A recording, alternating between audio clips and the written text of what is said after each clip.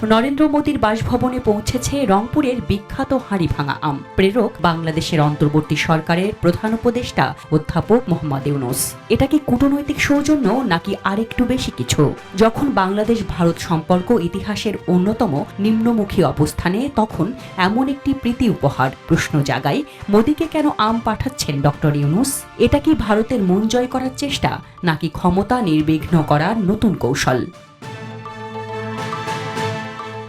সম্প্রতি বাংলাদেশের পক্ষ থেকে ভারতের প্রধানমন্ত্রী মোদীর জন্য পাঠানো হয়েছে রংপুরের হাড়িভাঙা আম। দিল্লিতে বাংলাদেশ দূতাবাস এই খবর নিশ্চিত করেছে। আমের চালান পৌঁছেছে 7 নম্বর লোককল্যাণ মার্গ মোদীর সরকারি বাসভবনের দোরগোড়ায়। শুধু মোদীই নয়, একই সাথে ত্রিপুরার মুখ্যমন্ত্রী ও কর্মকর্তাদের জন্যও গেছে 300 কেজি হাড়িভাঙা আম। এই প্রথা অবশ্য নতুন নয়, শেখ হাসিনার আমলেই শুরু হয়েছিল আম কূটনীতি। কিন্তু হাসিনার পতনের পরও অন্তর্বর্তী সরকার সেই পরম্পরা বজায় রাখায় প্রশ্নটা আরো বড় হয়ে উঠছে। এটা কেবল কূটনৈতিক সৌজন্য নাকি তার চেয়েও বেশি? বাংলাদেশ ভারত সম্পর্ক এখন গোপন উত্তেজনায় টানটান। শেখ হাসিনার সময় ভারত যা চাইতো তাই পেত। চট্টগ্রাম ও মোংলা বন্দর, ট্রানজিট, নিরাপত্তা সহযোগিতা। কিন্তু গণ অভ্যুত্থানের মাধ্যমে সরকার পরিবর্তনের পর নতুন অন্তর্বর্তী সরকার ভারতকে দূরে রেখেই পথ চলছে। এতদিন ভারত ছিল বন্ধু, এখন সেই ঘনিষ্ঠতাও আর নেই। ঢাকার কূটনৈতিক মহল বলছে, ভারত এখনো দ্বিধায় ডক্টর ইউনূসের সরকারকে পূর্ণ সমর্থন দেবে কিনা। এই টানাপোড়েনের মধ্যে ডক্টর ইউনূস মোদীকে আম পাঠাচ্ছেন, যা নিঃসন্দেহে সম্পর্ক গলাতে এক ধরনের কূটনৈতিক বার্তা। প্রশ্ন হলো, এটা কি নিছক সৌজন্যতা নাকি ক্ষমতা নির্বিঘ্ন রাখার কৌশল?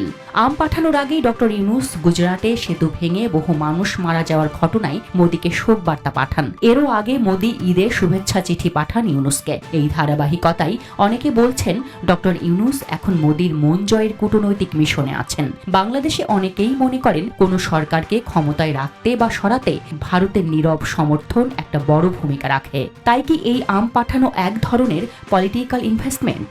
ডক্টর ইউনূস কি চাচ্ছেন ভারত যেন অন্তত তার সরকারকে প্রকাশ্যে সমালোচনা না করে? বিশ্ব রাজনীতিতে এমন ছোট ছোট উপহারই অনেক সময় বড় কূটনৈতিক ফল বয়ে আনে। শুধু ইউনূস নন, মোদীর দিক থেকেও এই সম্পর্ক টিকিয়ে রাখা জরুরি। ভারত জানে বাংলাদেশে তাদের দীর্ঘমেয়াদী প্রভাব ধরে রাখতে হলে ডক্টর ইউনূসকে একেবারে দূরে ঠেলে দেওয়া চলে না। এখনো বন্দর, নিরাপত্তা এবং ত্রিপুরার প্রবেশাধিকার, এসব ইস্যুতে বাংলাদেশ গুরুত্বপূর্ণ। তাই হয়তো মোদীও প্রাথমিক সৌজন্য বজায় রাখছেন।